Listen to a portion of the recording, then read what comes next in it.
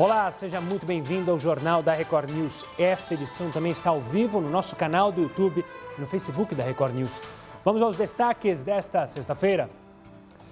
Brasil registra 1.290 mortes nas últimas 24 horas. Foram mais de 42 mil novos casos da doença. O número de infectados por coronavírus já passa de 1,5 milhão. Ao todo, são mais de 63 mil mortes. Comer tarde pode contribuir para o ganho de peso. Estudo realizado nos Estados Unidos indica que o horário do jantar pode influenciar a forma como o alimento é metabolizado pelo organismo. Plástica durante a pandemia.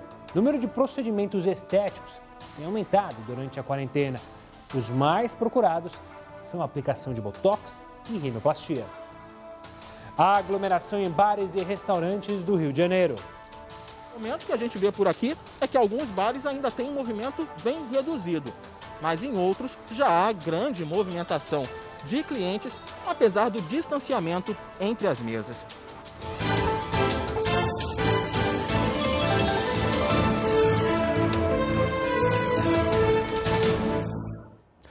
E a cidade de São Paulo vai poder reabrir bares, restaurantes e salões de beleza a partir de segunda-feira.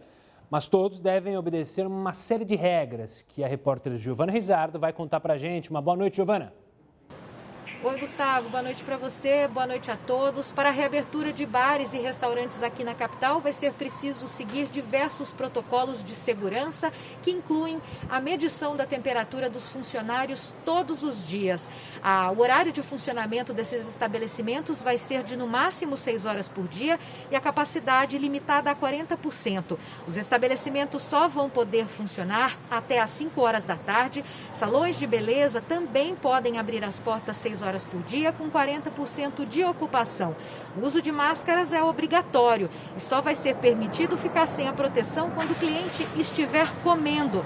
E olha, desde a semana passada, a cidade de São Paulo está na chamada fase amarela. Por isso, essa flexibilização. Na contramão da capital, Campinas, uma das maiores cidades aqui do estado de São Paulo, que fica a pouco menos de 100 quilômetros de distância da capital, ela retrocedeu, voltou para a fase vermelha.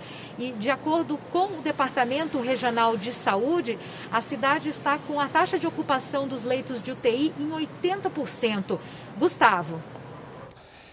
Vamos até Brasília, porque Renato Feder chegou agora à noite, à capital federal. O novo ministro da Educação foi escolhido pelo presidente Jair Bolsonaro para substituir Carlos Alberto Decotelli, que deixou o cargo antes mesmo de tomar posse. Ao deixar o Alvorada, Bolsonaro parou para falar com alguns apoiadores dentro do Jardim do Palácio. Uma delas perguntou sobre o projeto aprovado na Câmara, que estende para 10 anos a validade da Carteira Nacional de Habilitação. O presidente disse que assim que for aprovado no Senado, ele sanciona. Mas o grande assunto do dia foi a definição do novo ministro da Educação. Renato Feder, secretário de Educação do Paraná, foi o escolhido. Feder já teve o nome cogitado anteriormente e havia se encontrado com Bolsonaro. Formado em administração pela Fundação Getúlio Vargas, fez mestrado em economia na Universidade de São Paulo. Lecionou matemática por 10 anos e por 8 foi diretor de escola.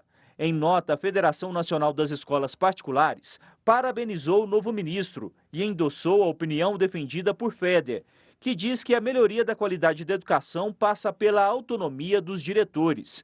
Desejou êxito ao enfrentar o desafio de reabertura das escolas no atual cenário que vivemos. A Associação Brasileira de Ensino Superior defende a atenção do novo ministro às políticas de democratização do acesso e de inclusão, que precisam ser aprimoradas, especialmente visando os estudantes de baixa renda. No campo político, a escolha de Renato Feder para o Ministério da Educação demonstra que na disputa interna entre a ala militar e ideológica do governo, nenhuma delas saiu vitoriosa dessa vez.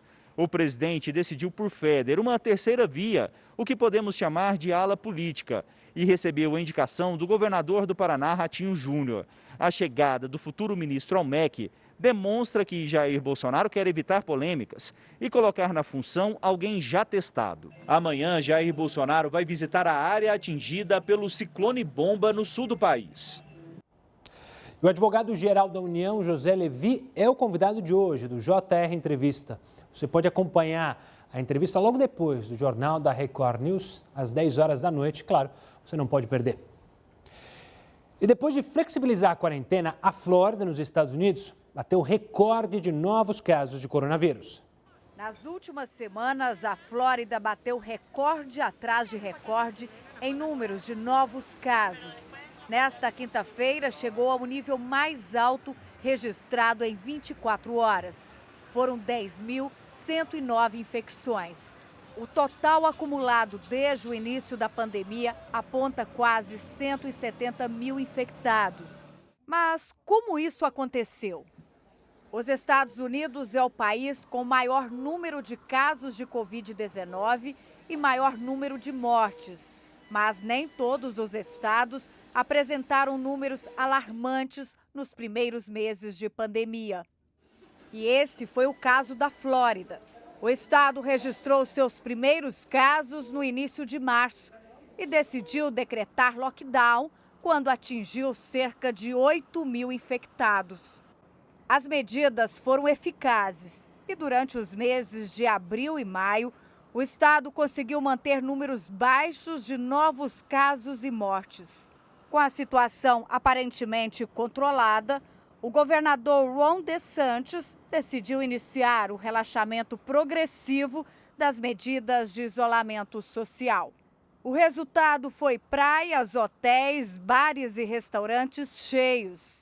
O uso de máscaras não era obrigatório e a população não se preocupou em evitar aglomerações. Assim, o que se registrou foi a perda de controle do estado sobre o coronavírus. Hoje, a Flórida é o 5º estado americano com mais casos de Covid-19. Mudando um pouquinho de assunto, a Lava Jato voltou à atividade e está investigando agora o senador José Serra e a filha dele por lavagem de dinheiro. A nossa pergunta hoje é relacionada a isso. Você acha que a operação ficou mais fraca nos últimos meses? Mande sua mensagem para o nosso WhatsApp, é o 11 942 128 782. Pode participar também pelo Facebook, nas nossas lives e pelo Twitter, #JRNews. Claro que além de responder a pergunta, você fica à vontade para comentar os outros assuntos que são citados aqui no JR News.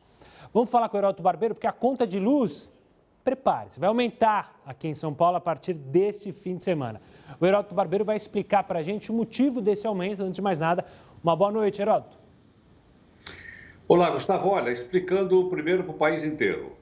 Essa época é a época da estiagem, é a época que chove menos. Consequentemente, os reservatórios das nossas hidrelétricas estão mais baixos.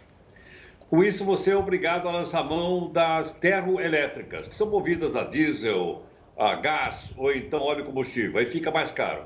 Aí vem aquela bandeirinha na conta de luz. A bandeirinha deixa de ser verde, ela fica amarela e vermelha porque chove menos. Esse é o motivo. O outro que nós descobrimos agora é o dólar. O que tem a ver? Vamos mostrar então o que acontece em relação aí ao dólar em relação aqui à região de São Paulo. Qual é? Olha só, a conta de luz da região aqui de São Paulo vai subir, na sua casa, 3,6%. No seu estabelecimento comercial é um pouquinho menos, 3,5%. E se você tiver indústria, porque você usa alta tensão, você vai então ter um aumento de 6%. Mas não é por causa da bandeirinha? Não, não é por causa da bandeirinha. Qual é a razão então? Vamos mostrar aí na nossa segunda telinha para a gente ver qual é a razão. Aí tá. O que é? A energia consumida nessa região do país vem da hidrelétrica de Itaipu. A hidrelétrica de Itaipu, como todo mundo sabe, metade é do Brasil, metade do Paraguai, nosso vizinho. Está ali na divisa dos dois. Muito bem. Ocorre que toda aquela energia elétrica vendida de Itaipu, ela é paga em dólar. E o dólar subiu muito nos últimos tempos. Então, por causa do aumento do dólar e por causa do custo de transmissão, de carregar a energia desde Itaipu até aqui, é por esse motivo, então, que a energia sobe de acordo com aqueles percentuais que eu acabei de mostrar agora há pouco. Mas tem uma outra coisa também, é o seguinte. O que aconteceu? A distribuidora de energia elétrica, tem um monte dela espalhada pelo país, no caso aqui em São Paulo, o que ela fez? Ela não foi lá medir, lá no medidor, que a gente chama de relógio. Então, o que ela fez? Ela fez o seguinte, tá bom, tudo bem, a gente vai cobrar de acordo com a média dos últimos 12 meses. Aí foi uma gritaria geral, quando o pessoal recebeu agora a conta de luz. Espera um pouquinho. Os caras não vieram aqui anotar e vão cobrar de acordo com os últimos 12 meses? Sim. Mas então, espera um pouquinho. Eu vou reclamar na ANEEL, Agência Nacional de Energia Elétrica. Não adianta, porque foi a ANEEL que autorizou. Ok? Foi ela que autorizou. Então, o que aconteceu? Olha lá. Sem leitura, a média de consumo, então, ficou nos últimos 12 meses. E a pessoa poderia ter feito uma autoleitura, ou seja, abrir lá o relógio, o medidor, né? Fotografar e mandar para a distribuidora. Ora, espera um pouquinho. Isso aí é uma responsabilidade dela. Quer dizer, então é o seguinte, mandaram uma conta de luz agora e eu paguei. Como é que eu vou fazer para receber essa grana de volta? Ah, meu caro, aqui nesse país é o seguinte, quando a gente paga, se a gente não paga, eles cortam. Para pegar essa grana de volta é que vai ser o problema. Ou seja, ou ela vai ser descontada ao longo do tempo, ou então ela poderá ser paga em suaves prestações. Então veja que nós acabamos de aprender mais uma coisa no consumo de energia. Ou sobe porque falta água, olha aí, está estragando ar. Ou então, se vier de Itaipu, que é uma grande quantidade de energia, sobe por causa do dólar. E ainda assim, se eles não vierem aqui na minha casa, eu vou ter que fotografar e mandar para eles. Quer dizer, eu estou trabalhando por eles. Ou seja, nós estamos trabalhando por eles. Graças a isso tudo, àquilo que foi estabelecido pela ANEEL. Eu acho que eu vou trocar de profissão agora, viu, Gustavo? Acho que eu vou virar anotador de relógio aí, de luz e tal e coisa, porque o negócio está indo bem. O problema é que o que teve de gente que reclamou dessa autoleitura, porque eles estipulavam um período exato que você tinha que mandar a autoleitura. Eram 3 dias do mês ali que você tinha que mandar. Aí o pessoal não conseguia, porque o aplicativo falhava, mandava, mas não registrava. Tanto é que agora o PROCON notificou a ANEEL para explicações aí sobre esse aumento abusivo da conta na casa de muita gente. O Heródoto volta daqui a pouquinho aqui conosco para falar sobre outros assuntos, mas a conta de luz deu muita dor de cabeça em muita gente. Se você também teve problema com a sua conta de luz, manda mensagem aqui para a gente pelo Twitter, #JRNews e também no Facebook. Daqui a pouquinho na live a gente conversa também sobre isso. Agora um tema triste. Centenas de elefantes foram encontrados mortos num país da África. A causa das mortes é uma incógnita, ainda não foi descoberta. O que se sabe até agora é que eles não foram mortos por caçadores. A morte de centenas de elefantes em Botsuana, país localizado no sul da África, ainda é um mistério. Desde o início de maio, mais de 280 animais foram encontrados sem vida. As autoridades locais disseram que as mortes vêm acontecendo há 2 meses, mas ainda não descobriram a causa delas. Botsuana é o habitat de 1/3 da população de elefantes da África. Por lá, vivem mais de 15 mil animais. O país é um exemplo de conservação. Assim que foram descobertas as primeiras mortes, as autoridades locais suspeitavam da caça furtiva, que é quando os animais são mortos para que as presas de marfim sejam retiradas e depois vendidas. Esse é, na verdade, um problema que Botsuana enfrenta há anos, mas o governo do país descartou essa possibilidade, já que as presas de marfim ainda estavam nos animais. A segunda opção seria a possibilidade de morte por antrax, uma doença provocada por uma bactéria encontrada no solo e que matou 100 elefantes no ano passado. Mas os animais encontrados mortos no mês passado não apresentavam sinais de infecção. Para descobrir o que matou os elefantes, amostras de sangue foram enviadas para a África do Sul para serem analisadas. Agora, os pesquisadores querem entender se os elefantes estão sendo envenenados ou se existe algum tipo de doença. São imagens tristes demais, né? Agora a gente fala de uma pesquisa que mostrou que o Polo Sul, que é considerado o ponto mais frio do planeta, está aquecendo mais rápido que o resto do mundo. Veja na reportagem. O estudo revelou que o Polo Sul apresentou um aquecimento 3 vezes maior que o resto do planeta nos últimos 30 anos. As temperaturas na região subiram cerca de 1,8 graus Celsius nesse período. A descoberta foi feita por pesquisadores da Nova Zelândia, Grã-Bretanha e Estados Unidos, que analisaram dados meteorológicos de 60 anos. De acordo com a pesquisa, o Polo Sul tem se aquecido aproximadamente 0,6 graus por década, em contraste com a média de 0,2 graus no restante do planeta. Os números contradizem a teoria de que o Polo Sul poderia ser imune ao aquecimento global. Especialistas explicam que a alteração está relacionada ao aumento da temperatura no Oceano Pacífico e também ao aquecimento global provocado por ações humanas. Pela queima de combustíveis fósseis a partir do uso de carvão, petróleo e gás natural para a produção de energia, a destruição de florestas, o desmatamento e a intensificação da agropecuária. No começo deste ano, as temperaturas chegaram a 20 graus na Antártica, o que está muito acima da média para esse período e da média histórica. Os impactos preocupam. Talvez o mais significativo venha do derretimento das grandes massas de gelo da Antártica.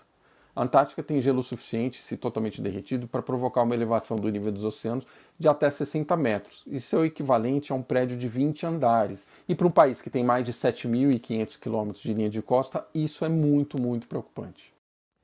Voltando a falar sobre coronavírus e a flexibilização aqui no Brasil, no Rio de Janeiro, a Prefeitura promete agora intensificar a fiscalização em bares e restaurantes. Nessa quinta-feira, primeiro dia do relaxamento às restrições, vários estabelecimentos descumpriram a lei. O repórter Pedro Paulo Filho conta pra gente como é que está a movimentação por lá neste momento. Uma boa noite, Pedro. Oi, Gustavo, boa noite para você, boa noite a todos. Olha, essa é uma tradicional rua de bares e restaurantes aqui na Barra da Tijuca, na zona oeste da cidade, onde o movimento vai aumentando com o passar da noite. Nesse momento, o que a gente vê por aqui é que alguns bares ainda têm um movimento bem reduzido, mas em outros já há grande movimentação de clientes, apesar do distanciamento entre as mesas. Esse aumento da fiscalização foi motivado pelo que se viu ontem, primeira noite de liberação das atividades. Bares e restaurantes ficaram lotados, quando a capacidade máxima deveria estar reduzida à metade. Clientes aglomerados também nas ruas e sem máscaras. Em junho, a Guarda Municipal afirmou que registrou 850 infrações sanitárias quando esse funcionamento estava proibido. O Sindicato dos Bares e Restaurantes afirmou que essas aglomerações prejudicam a imagem do setor. Gustavo. E o que explica o comportamento dos fluminenses, dos cariocas, que diante da reabertura dos bares lotaram esses locais? Tem um estado de negação, ou seja, ou é uma necessidade de estar lá, de recuperar o tempo perdido? Sobre esse assunto, eu vou conversar agora com o psicanalista Christian Dunker. Christian, obrigado, doutor, obrigado pela participação aqui conosco. Como que a gente pode analisar essa situação? É reflexo justamente da gente ter ficado muito tempo preso e aí quando há abertura, as pessoas acabam esquecendo dos riscos e dos problemas? De certa forma, sim, porque durante esse período fomos convocados para um processo, um trabalho de sacrifício, né? De ficar em casa, de obedecer à restrição sanitária e à quarentena. Isso criou uma relação da gente com a lei, que é uma relação um pouco binária. Ou você fica em casa ou você está furando a quarentena, né? Isso foi necessário para a gente suportar todo esse tempo. Só que agora, aparentemente, a nossa relação com a regra mudou. A gente precisa fazer a análise de risco, a gente precisa confiança e repactuação com relação a com quem a gente está, qual o distanciamento social, precisamos de uso de máscara. Isso perturba o raciocínio do sim ou não, porque cria uma espécie de litoral, cria uma espécie assim de esforço para fazer um sacrifício, mas que agora está baseado na prudência, na ponderação, na análise de risco. E isso muitas pessoas não conseguem fazer em função do imenso sacrifício que fizeram antes, né? É como se tivesse um efeito assim, estouro da boiada. Ah, agora pode? Então eu saio e eu simplesmente, mentalmente, experiencio que eu estou fora da quarentena. O que não é verdade. O que a gente está tentando constituir é uma quarentena mais flexível, é o cuidado, é a distância para que o contágio não se dissemine de forma indiscriminada, né? Doutor, a gente já está um bom tempo, como você mesmo, como o senhor mesmo falou, com a quarentena. Mas os números são cada vez mais alarmantes. O quanto o nosso cérebro se acostumou em ouvir as informações sobre as mortes, sobre as infecções, e acabou normatizando. E aí, por isso mesmo, quando há flexibilização, a gente já está adaptado, então não liga mais para o risco? O risco é uma experiência subjetiva. Ele depende da combinação entre informações que a gente recebe, dos discursos, das autoridades que a gente respeita, mas também de como isso se metaboliza, como cada um de nós, e na verdade cada um de nós tem riscos assim diferentes, conforme a comorbidade, conforme a vulnerabilidade, conforme a condição para fazer frente à quarentena. Então, tudo isso cria uma espécie assim de equação, né?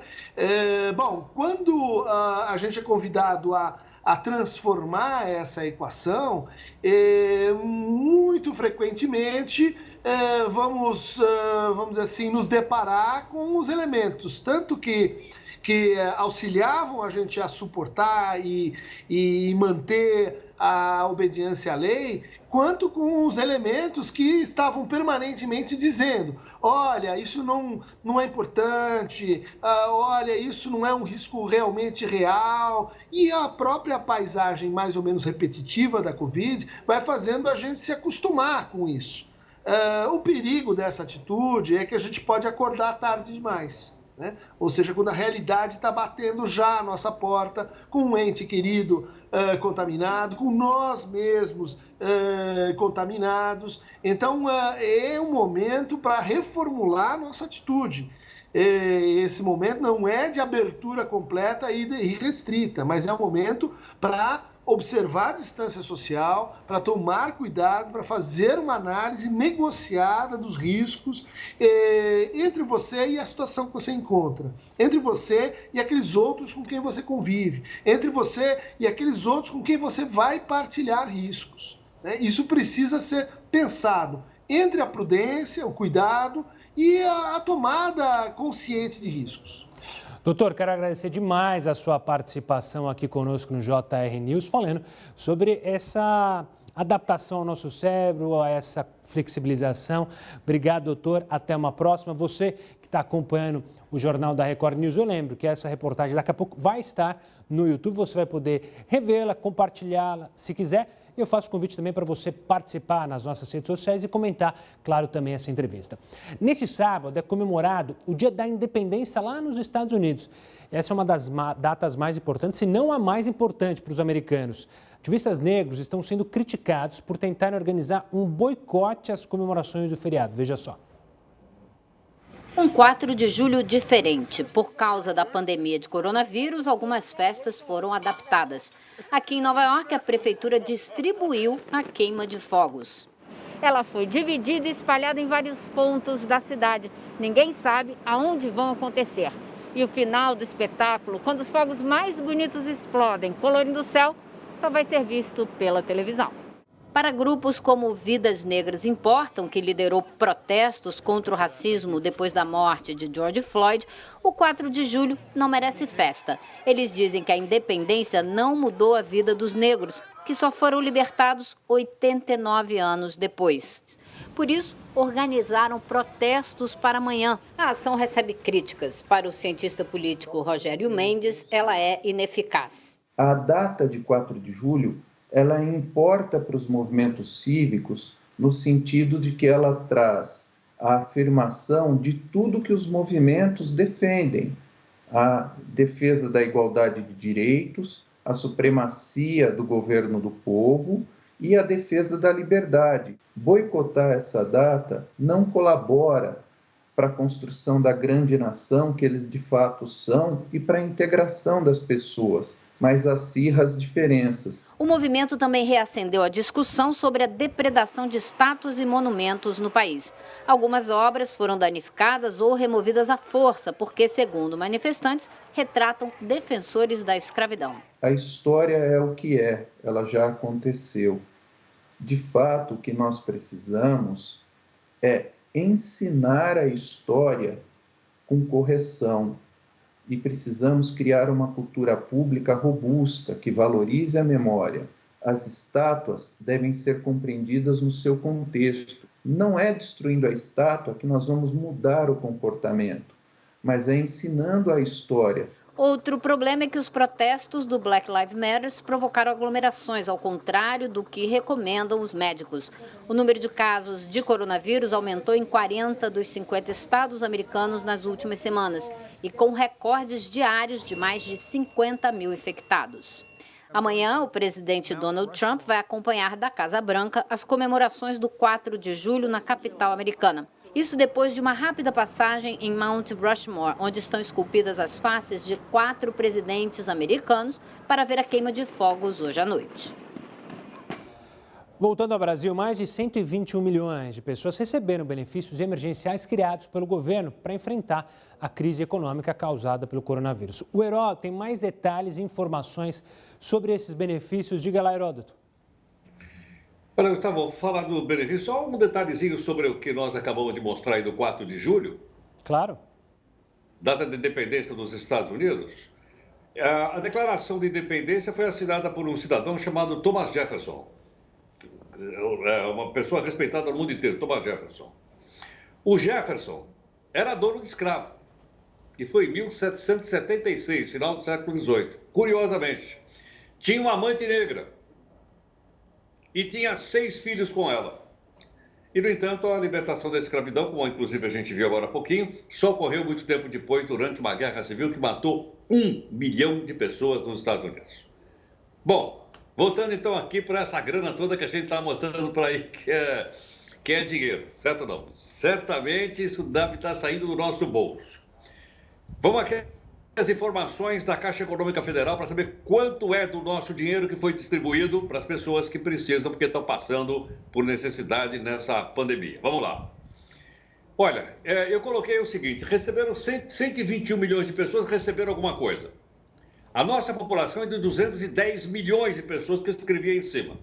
Portanto, metade da população do Brasil recebeu alguma coisa durante esse período de pandemia. Tá certo? Metade da população. Só para a gente ter os números, porque às vezes fica muito número na cabeça da gente, a gente acaba apresentando. Então, a cada 2 brasileiros, 1 recebeu. Agora vamos ver o que receberam. Vamos virar então aí os benefícios que foram distribuídos pela Caixa, porque o dinheiro sai do nosso bolso. Não esqueçam disso. O que é que o pessoal recebeu? O pessoal recebeu auxílio emergencial de R$ 600 e recebeu então o fundo de garantia até R$ 1.045. Então, ou um ou outro, metade da população do país recebeu, e essa grana, como você sabe, está depositada na Caixa Econômica Federal, por isso é a fonte que eu utilizei para mostrar aí para a gente. Tudo bem? Bom, mas há uma outra informação também interessante em relação aí a esses valores. Qual é? Agora vamos pegar só os adultos, pessoas que estão trabalhando, adultos. Vamos deixar de lado as crianças e vamos deixar de lado as pessoas idosas, como eu. Muito bem, de cada 10 adultos do nosso país, 8 receberam benefício. Olha que interessante esse dado. De cada 10 brasileiros adultos, 8 receberam ou auxílio de emergência ou receberam parte do fundo de garantia por tempo de serviço durante esse período aqui de pandemia. E essa grana toda, como eu disse, está depositada na Caixa Econômica Federal. Então aí tem alguns números para a gente pensar a respeito, são bastante importantes. E mais, veja lá, o auxílio emergencial também mudou. Ou melhor, ele se estendeu. Eram só 3 meses, R$ 600. Agora serão 5 parcelas, mais 2 de R$ 600 também, porque foi feito um acerto lá no Ministério da Fazenda, que eu vou falar daqui a pouquinho, e eles então disseram, ó, tem mais grana aqui, e ela então vai ser distribuída em mais 5 parcelas. Então, só para concluir, isso é importante? É importante. Tirou muita gente de sufoco, mas é bom lembrar o seguinte, essa grana não sai do bolso do governo. Essa grana sai do nosso bolso através dos impostos que nós pagamos e o governo apenas administra toda essa quantidade de dinheiro que a gente está mostrando por aí.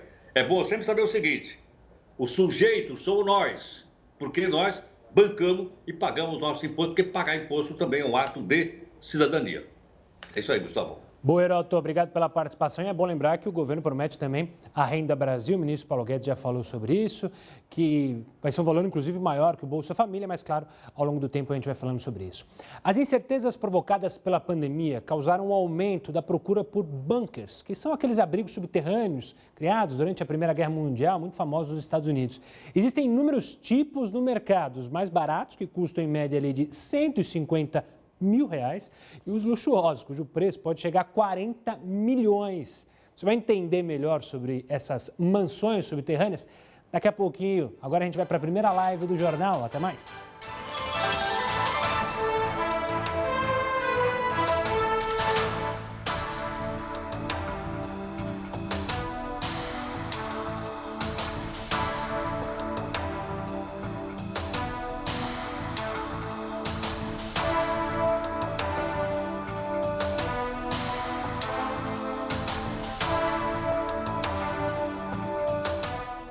Com a sua participação, correndo para o WhatsApp com o Paulo de Fortaleza. A operação ficou muito fraca assim. A gente está perguntando da Lava Jato, antes que vocês se esqueçam. Com o Supremo Tribunal Federal o povo só se desmotiva. Pelo menos é a visão do Paulo. Mas é bom lembrar que a Operação Lava Jato é pela Polícia Federal, pelos procuradores, mas enfim.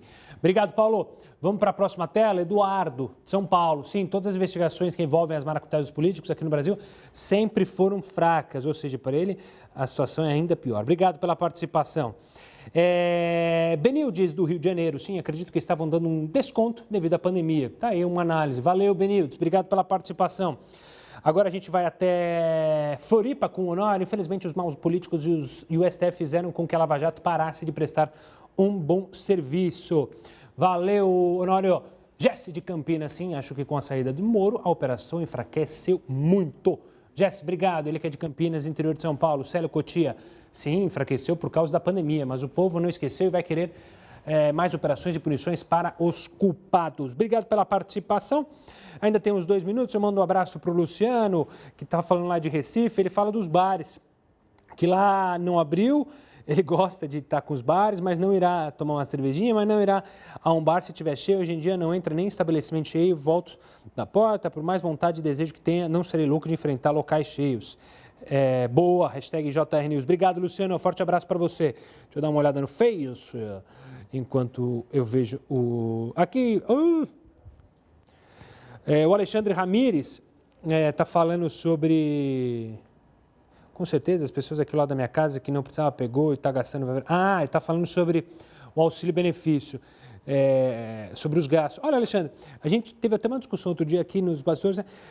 Tudo bem que ele fala que muita gente comprando drogas, aí está errado. Agora, quem comprou o churrasco, em partes, é até positivo, porque ele fez o dinheiro rodar. Então, quem vendeu a carne para ele... pelo menos teve sustento, enfim, é algo bem complicado. Esse dinheiro que o governo deu para as pessoas é também para isso, né? Para aquecer a economia. Olha, Adriana Petit contando que está 3 graus, é isso mesmo? Em Porto Alegre ou você está exagerando, Adriana? Gente, que frio é esse? Um grande abraço e um beijo para a Aninha Miranda, para o Alexandre Ramires, para a Marlene Piso, que está falando sobre a questão das operações Lava Jato, falando sobre o STF. Tenho 30 segundos para mandar um abraço para a Rosângela Ferreira, lá de Araguari, Minas Gerais. O André Batista e todo mundo que acompanha a live. Daqui a pouquinho eu estou de volta e daqui a pouquinho eu estou de volta na sua TV.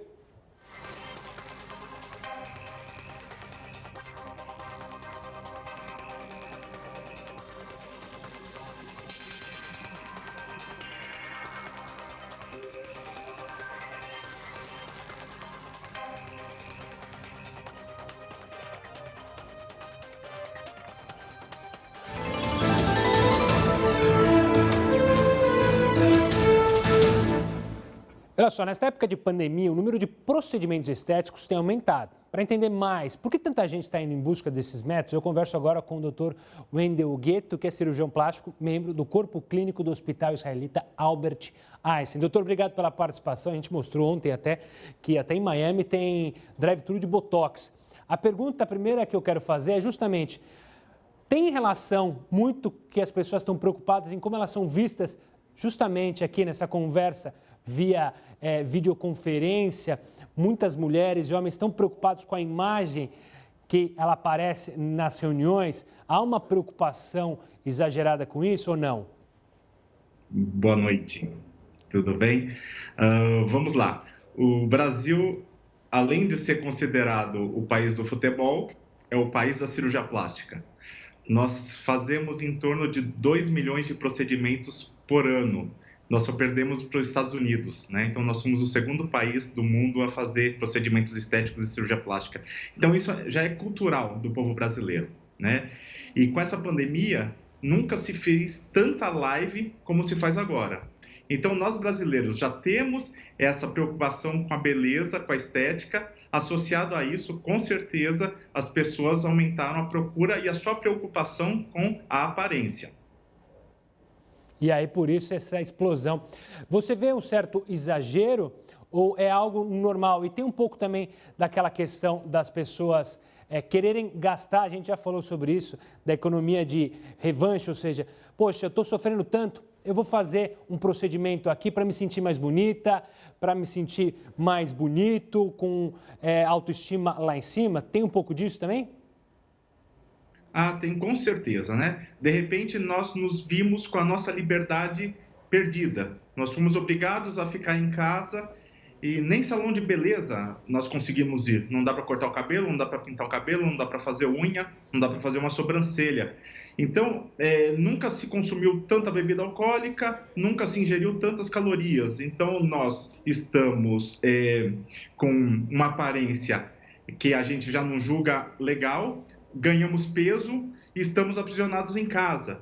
Então, vem a cirurgia plástica, os procedimentos estéticos, na tentativa de retomar um pouco dessa autoestima, né, que já está perdida. Além da perda estética que nós tivemos, tem a preocupação. Então, é uma tentativa de trazer a nossa autoestima de volta.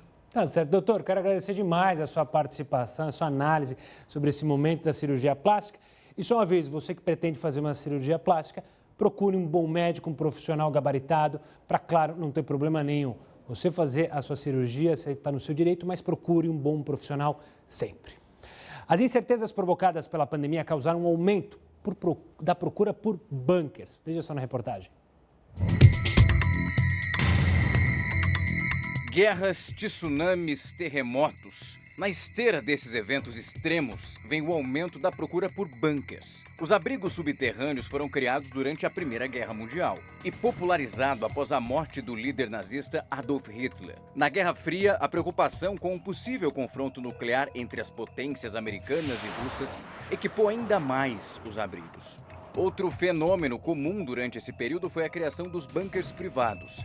Eles eram construídos nos quintais dos americanos, que aproveitavam esses locais para estocar comida e os equipamentos essenciais para a sobrevivência. Já durante a pandemia do coronavírus, o que incentivou essa busca pelos abrigos foi a necessidade do isolamento social. Um tanto extremo, nesse caso, nós podemos dizer. Existem inúmeros tipos de bunkers no mercado. Os mais baratos, que custam, em média, R$150 mil. E os luxuosos, com preço que pode chegar a 40 milhões. As mansões subterrâneas contam com academias, piscinas, cinemas e tem até pista de boliche. Uma das empresas do setor, a Survival Condo, afirma que o sistema de filtragem dos abrigos impede que o coronavírus entre nos bunkers. A companhia não garante, no entanto, que os compradores ficarão livres do contágio. Cada uma, hein? Olha, os celulares das pessoas infectadas com o coronavírus serão rastreados temporariamente, não é aqui no Brasil não, é em Israel. As autoridades querem saber por onde elas passaram nas 2 últimas semanas antes de contrair o vírus. Mais sobre esse assunto no próximo bloco. Tchau, tchau.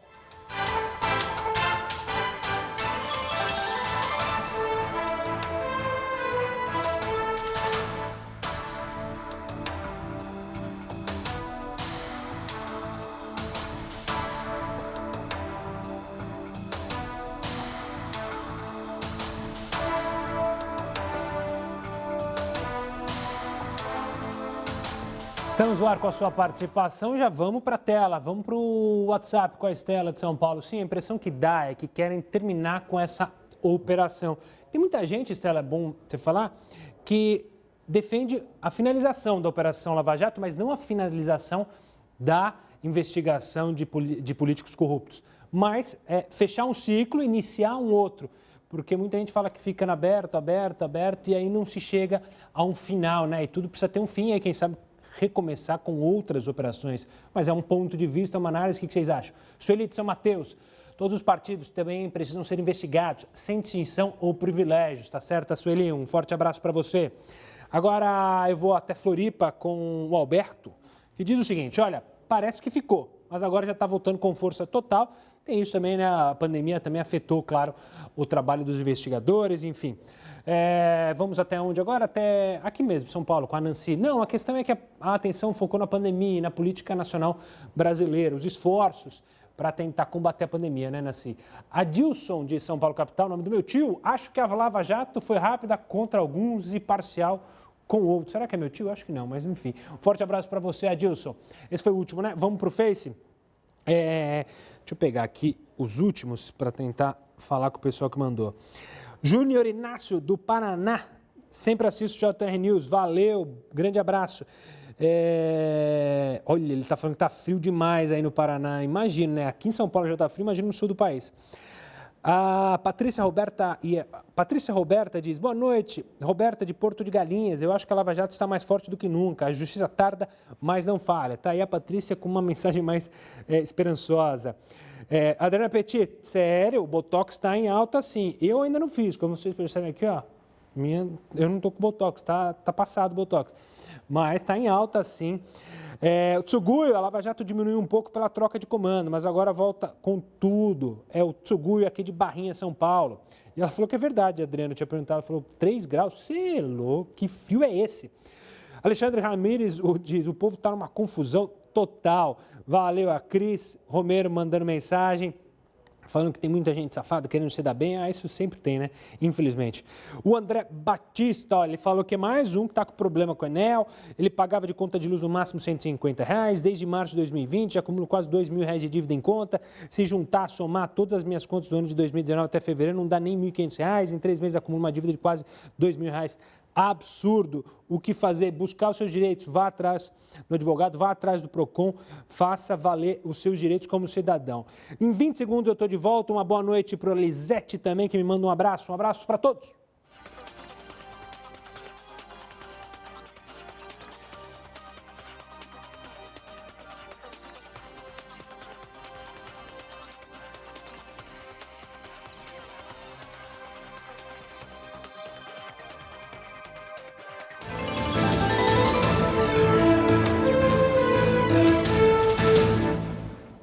Estamos de volta para falar do ministro da Economia, Paulo Guedes, que vai montar uma espécie de fábrica de ideias da equipe econômica. No exterior, isso é muito comum.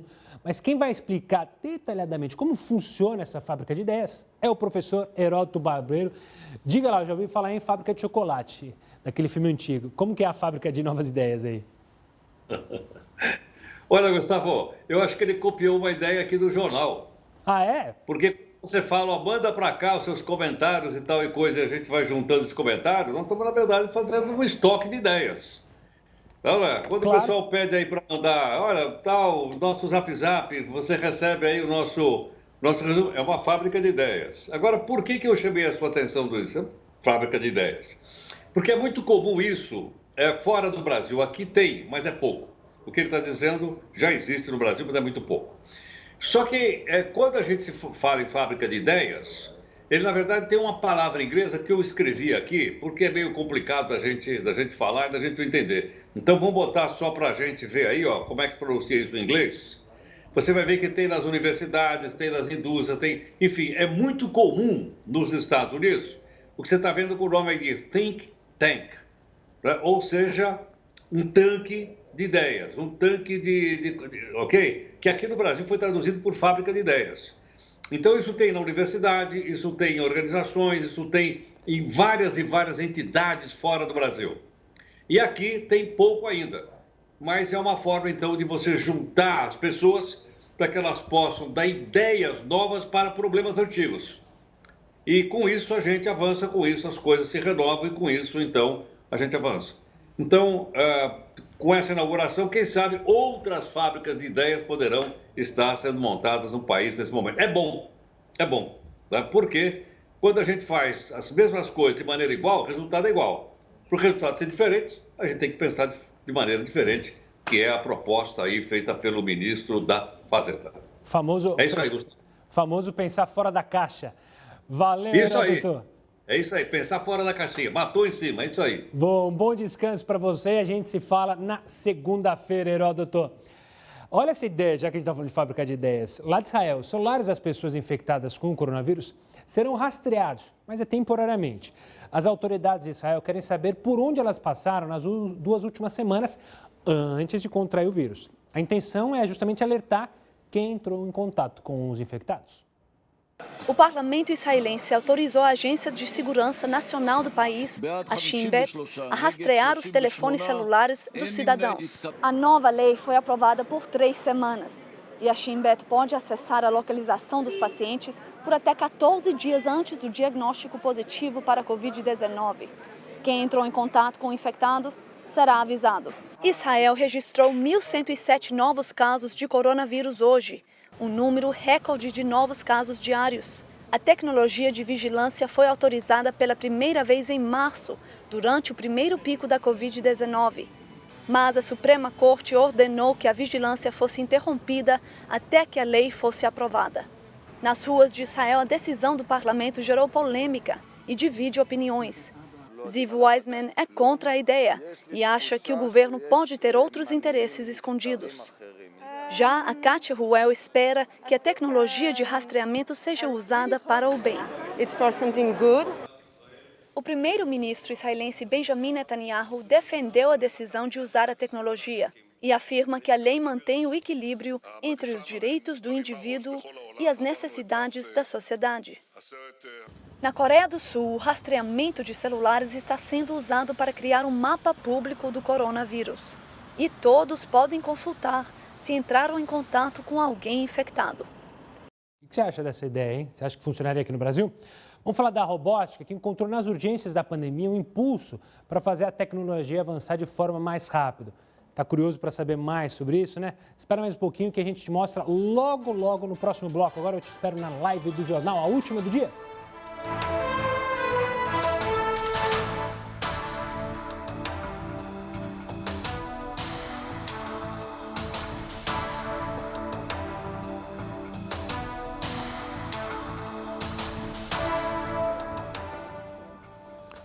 Opa, vocês estão por aí? Eu também estou por aqui. Então vamos lá falar com vocês. O Gilson, de São Paulo, acredito que não. O que houve foi a mudança de foco da Lava Jato para o coronavírus, que é a bola da vez. A gente precisa furar essa bola, acabar com esse coronavírus logo, né? Que já deu o que tinha que dar, mas infelizmente a gente ainda tem que lidar com os problemas provocados pelo coronavírus e, claro, tirar todas as melhores possíveis lições. Margarete, do Rio de Janeiro, acho que deu uma parada assim, espero que agora volte com tudo, pelo menos é a opinião da nossa querida Margarete. Vamos para o Kevin, de Fortaleza? Sim, eu vejo a Lava Jato enfraquecendo há mais de um ano. Valeu, Kevin, obrigado por participar. Ana, de Campinas, a Lava Jato foi muito importante, pois desmascarou vários políticos corruptos no país, mas infelizmente sua eficiência enfraqueceu. Talvez essa coisa de alongar muito, né? Nova fase, talvez teria que ter sido encerrada. E aí iniciar uma nova operação, claro que combate à corrupção, mas não ficar, talvez, enfraquecendo ela com cansaço, né? Valeu, Ana. Obrigado pela participação. Robson, do Rio de Janeiro. Sim, mas me parece que ela está mais atuante nesses últimos dias. Valeu, Robson. Forte abraço para todos os cariocas. Essa foi a última ou tem mais participação pelo WhatsApp? Essa foi a última. Agora eu mando um abraço para o Alexandre Ramires, que ele responde, que eu perguntei, você acha que ia dar certo a história do rastrear o celular dos doentes? O Alexandre diz, olha, aqui não funcionaria, nem tornozeleira para rastrear os presos em domicílio funciona? Pois é, né? Patrícia Lima diz, ótima ideia essa de rastrear os infectados. É interessante, né? Pelo menos você consegue saber onde que o vírus passou, avisa as pessoas que tiveram contato. A Aninha Miranda diz, olha, então o Guedes copiou as ideias dos telespectadores do Jornal da Record News. Sabidão, esse cara deve estar assistindo a gente. Um grande abraço para o ministro, se estiver assistindo a gente. A Adriana Petit também mandando mais um abraço. Deixa eu pegar aqui as mais antigas para não deixar todo mundo de fora, né? Cadê? Aqui mais. Vamos lá.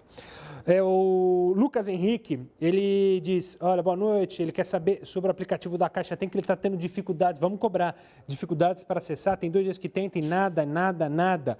Rosângela Ferreira, um forte abraço. Para Jaqueline Oliveira, também o meu boa noite, meu forte abraço. Para Ivânio Mena, que sempre participa, um grande final de semana para você também. Leran Jesus Cruz, uma boa noite para você também. Joinha para Janaína Félix, que participa. A Luciana Cádio, mandando corações. Coração para você também, Luciana. Genésio Medeiros, falando lá de Uberlândia, em Minas Gerais. E a Janine Elizabeth, de Nova York. Como é que está a situação aí? Você agora está quentinha, né? A gente que está sofrendo com o frio que vem chegando principalmente no sul do país. Um forte abraço a todos que participaram pelo Facebook, pelo WhatsApp e também pelo Twitter. Semana que vem estamos juntos.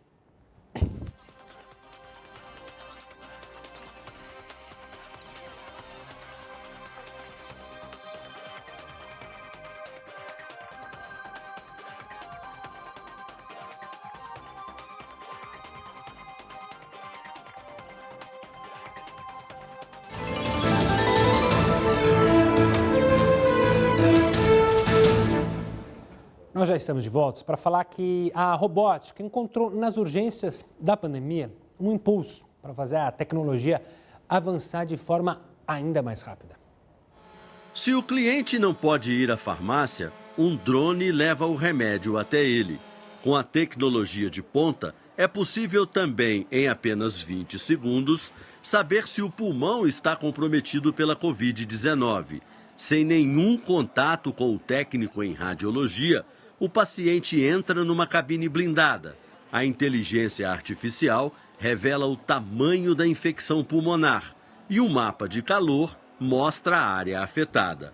Quanto antes o médico souber sobre a extensão da doença, maior a possibilidade de cura. As pessoas que estão com sintomas mais leves, eles são acompanhados remotamente e isolados em casa, né? A pandemia fez o mundo dar uma pausa, mas apesar das dificuldades impostas pelo isolamento social, ela não foi capaz de impedir o avanço da criatividade tecnológica. O mercado de robótica, que já vinha em alta, é um dos poucos que seguem crescendo em meio à crise. Não há números oficiais, mas os especialistas avaliam que em todo o planeta este setor movimentou cerca de 170 bilhões de reais no ano passado. E a tendência até 2025 é de forte alta nesses números. Os que se dão bem nesse mercado são os que inventam máquinas para facilitar nossas vidas. O robô comandado à distância, celular, computador ou tablet, promete matar bactérias, fungos e coronavírus com raios ultravioleta. Por enquanto, o equipamento está disponível apenas para empresas, mas como toda novidade, a promessa é que logo, logo, a engenhoca esteja também nas nossas casas. Assim como a gente utiliza o robô para desarmar a bomba, nós estamos utilizando o robô para levar algo que extermina micro-organismos. E o Jornal da Record News fica por aqui. Acompanhe agora mais uma edição do Jornal da Record e do JR Entrevista. Tenha um ótimo final de semana. Até segunda-feira.